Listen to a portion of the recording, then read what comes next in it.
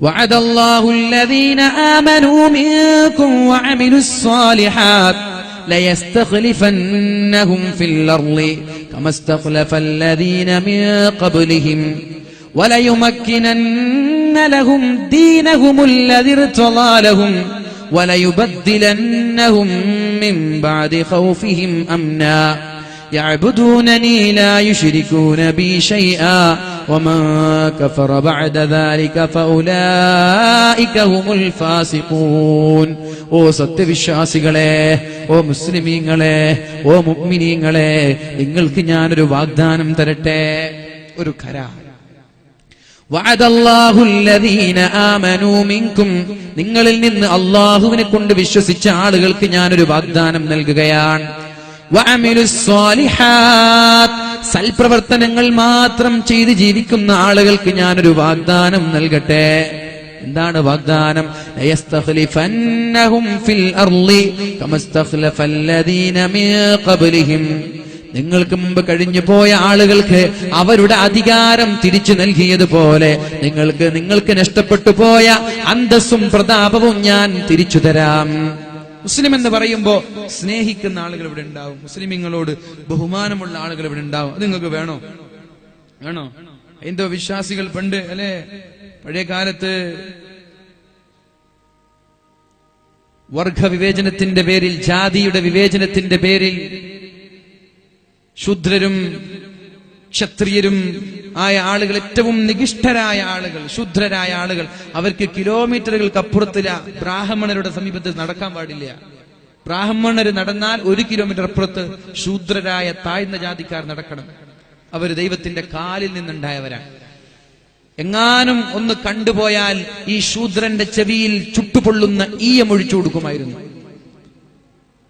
ശൂദ്രൻ, അതേ ജാതിയുടെ വിവേചനമുണ്ടായ സമയത്ത് ശൂദ്രന്മാർ ഈ വിവേചനം ഇല്ലാതിരിക്കാൻ വേണ്ടി അവർ കണ്ടെത്തിയ വഴിയാണ് പരിശുദ്ധമായ ദീൻ ഇസ്ലാം.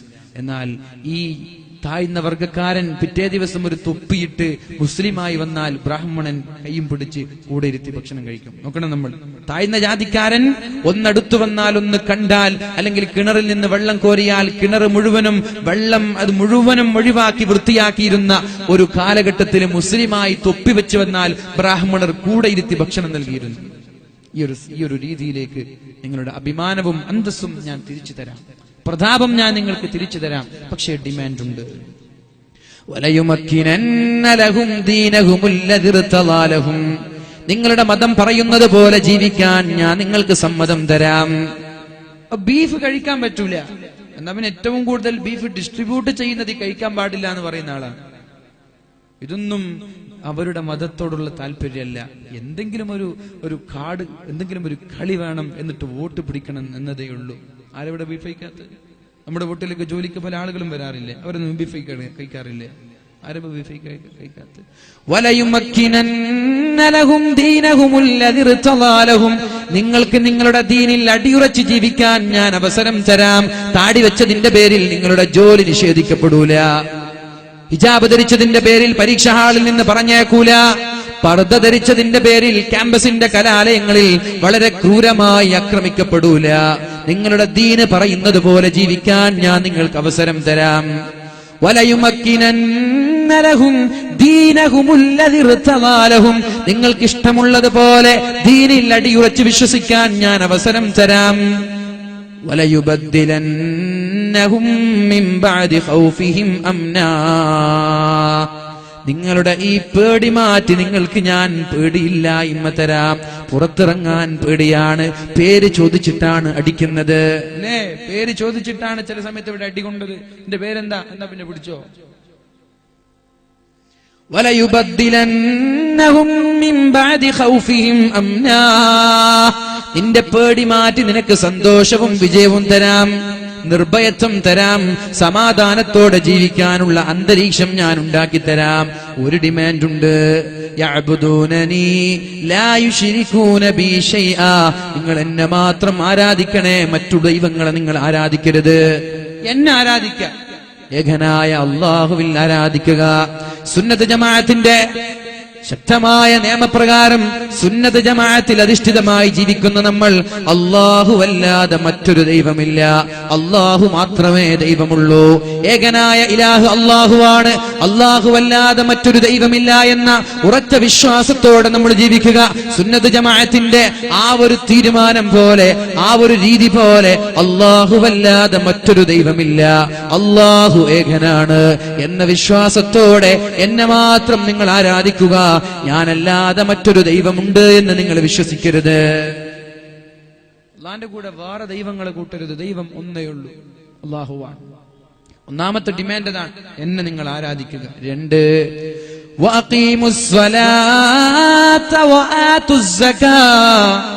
നിങ്ങൾ നിസ്കാരം നിലനിർത്തണേ, നിസ്കാരം നിലനിർത്തണേ. നിസ്കാരം വളരെ കൃത്യമായി നിലനിർത്തുക. ജുമഅക്ക് ആളുകൾ ഒരുമിച്ച് കൂടുന്നത് പോലെ സുബഹി നിസ്കാരത്തിന് മുസ്ലിമീങ്ങൾ ഒരുമിച്ച് കൂടിയിരുന്നുവെങ്കിൽ ഇന്ന് കാണുന്ന ഈ മുസ്ലിമീങ്ങളുടെ പ്രശ്നങ്ങൾ ഒന്നും ഉണ്ടാകുമായിരുന്നില്ല എന്ന് പറഞ്ഞത് ഒരു ജൂതനായ ഒരു നേതാവാണ്.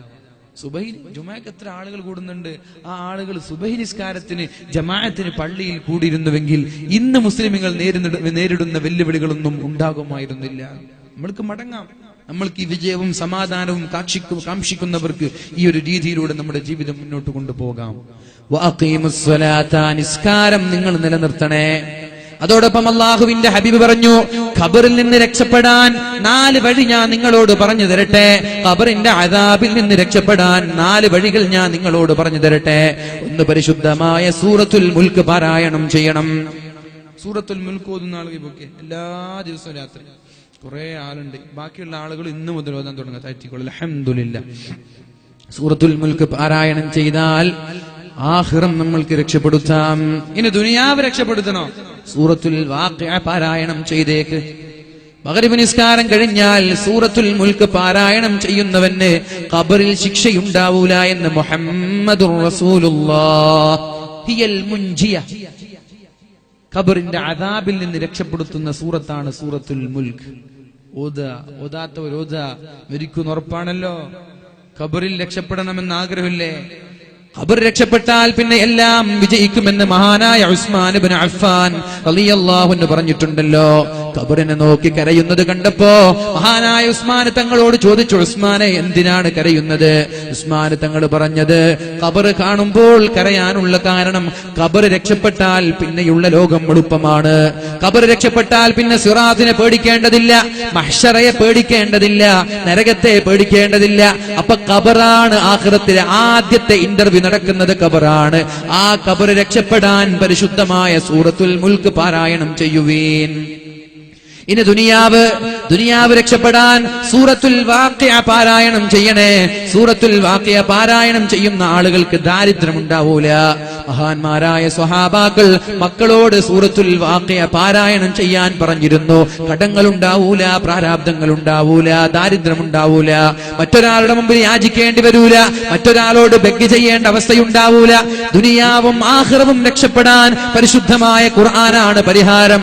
ഖുർആനിലൂടെയല്ലാതെ പരിഹാരമില്ല. ആഖിറം സൂറത്തുൽ മുൽക്കിലൂടെ സമ്പാദിക്കാമെന്നാൽ ദുനിയാവ് സമ്പാദിക്കാൻ സൂറത്തുൽ വാഖിഅ പാരായണം ചെയ്യണം. ഉപ്പമാരെ നിങ്ങൾ ഓതണേ, ഉമ്മമാരെ നിങ്ങളും ഓതണേ, മക്കളോടും ഓതാൻ പറയണേ, ഒരു വീട്ടിലുള്ള എല്ലാ ആളുകളും ഓതണേ. എന്തേ ഒരു 10 മിനിറ്റ് അല്ലാഹുവിന് വേണ്ടി ചെലവഴിച്ചാൽ എന്തേ? ഒരുപാട് സമയം വാട്സപ്പിലും ഫേസ്ബുക്കിലും കളിക്കുമ്പോ, സോഷ്യൽ മീഡിയകളിൽ കളിക്കുമ്പോ, ടിവിക്ക് മുമ്പിൽ കളിക്കുമ്പോ, സിനിമക്ക് മുമ്പിൽ കളിക്കുമ്പോ, സീരിയലിന്റെ മുന്നിൽ അഡിക്റ്റ് ആയിരിക്കുമ്പോ, വെറുതെ സൊറ പറഞ്ഞിരിക്കുമ്പോ, വെറുതെ ചടച്ചിരിക്കുമ്പോ എന്തേ ഒരു 10 മിനിറ്റ് അല്ലാഹുവിന് വേണ്ടി സമയം കണ്ടെത്താൻ എന്തേ സാധിക്കാത്തത്?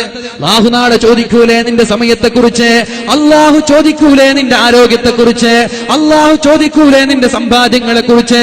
ആ സമയത്ത് അല്ലാഹുവിനോട് വ്യക്തമായ സ്പഷ്ടമായ മറുപടി പറയാൻ ആഗ്രഹമുണ്ടെങ്കിൽ നിങ്ങൾ ചെയ്ത ഓരോ സമയങ്ങളും എങ്ങനെയാണിത് അല്ലാഹുവിന് വേണ്ടി ഉപയോഗിക്കാൻ പറ്റുക എന്ന് ശ്രദ്ധിക്കണം. ഖബറിലെത്തിയാൽ ശിക്ഷയിൽ നിന്ന് രക്ഷപ്പെടാൻ സൂറത്തുൽ മുൽക്ക് പാരായണം ചെയ്താൽ ആ സൂറത്തുൽ മുൽക്കാണ് നാളെ ആഖിറത്തിൽ നമ്മൾക്ക് വേണ്ടി സംവദിക്കുന്നത്, നമ്മൾക്ക് വേണ്ടി സംവാദം നടത്തുന്നത്, നമ്മൾക്ക് വേണ്ടി തർക്കിക്കുന്നത്. ഏതുവരെ? ഖബറിന്റെ അദാബിൽ നിന്ന് അല്ലാഹു മോചിപ്പിക്കുന്നത് വരെ അല്ലാഹുവിനോട് തർക്കിക്കുന്ന സൂറത്താണ് സൂറത്തുൽ മുൽക്ക്. അതുകൊണ്ട് ഇന്നു മുതൽ നമ്മൾ തുടങ്ങണം. അല്ലാഹു തൗഫീഖ് ചെയ്യട്ടെ. സൂറത്തുൽ വാഖിഅ ജീവിതത്തിൽ സാമ്പത്തിക പ്രതിസന്ധി ഇല്ലാതിരിക്കാൻ. കടങ്ങൾ ഉണ്ടാവൂല, നിങ്ങൾ മക്കളോട് ഓദിക്കുക. ഇതൊക്കെ നബി തങ്ങൾ പറഞ്ഞ ഹദീസുകളാണ്. അള്ളാഹു തൗഫീഖ് ചെയ്യട്ടെ. 4 കാര്യം ചെയ്താൽ ഖബറിൽ നിന്ന് രക്ഷപ്പെടാമെന്നാണ്. 1, അസ്സദഖതു, നന്നായി ദാനധർമ്മം ചെയ്യുന്ന ആളുകളാണെങ്കിൽ ഖബറിന്റെ അദാബിൽ നിന്ന് രക്ഷപ്പെടാമെന്ന് മുഹമ്മദുർ റസൂലുള്ളാഹ്.